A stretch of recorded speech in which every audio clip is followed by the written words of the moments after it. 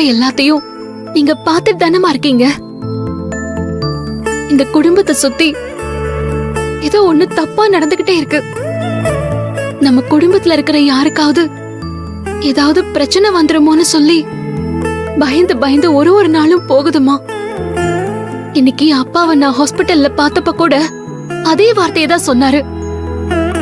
யாரோ ஒருத்தன் எங்களை சுத்தி சுத்தி கண்காணிக்கிறான். அவன் யாரு? அவனுக்கு என்னதான் வேணும்? நான் பார்த்தவனோ அப்பாவை பார்த்தவனோ ஒரே ஆளான கூட எனக்கு எதுவும் தெரியலம்மா. இப்ப இருக்கிற இந்த நிலைமையில தம்பிங்களுக்கு என் மேல சந்தேகம் வந்திருக்குமா.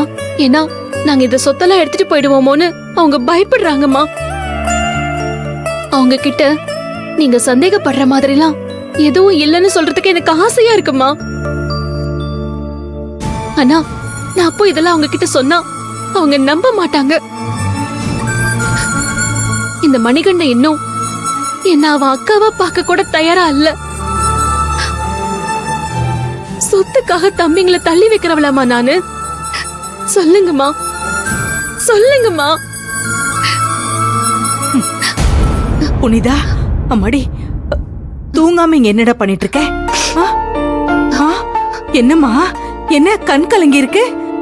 எனக்கு தூக்கமே வரல, அதான் இங்கே வந்து நின்னுட்டு இருக்கேம்மா. எனக்கு புரியாதா புனிதா? உன் தம்பிங்க சொத்துக்காக பேசினாங்களே, அத பத்தி தான் நீ நினைச்சு கவலைப்பட்டு இருக்க. அதுக்காக என்னால உன்னை வருத்தப்படாதன்னு சொல்ல முடியல.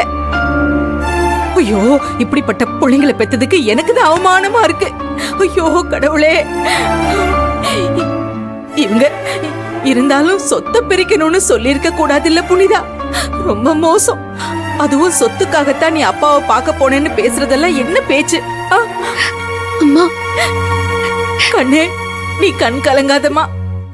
இங்க பாரு புனிதா, இந்த வீட்ல உன்னை யாரு என்ன சொன்னாலும் சரி, என் பொண்ணுக்காக நான் நிப்பேன், எப்பவுமே இருப்பேன்.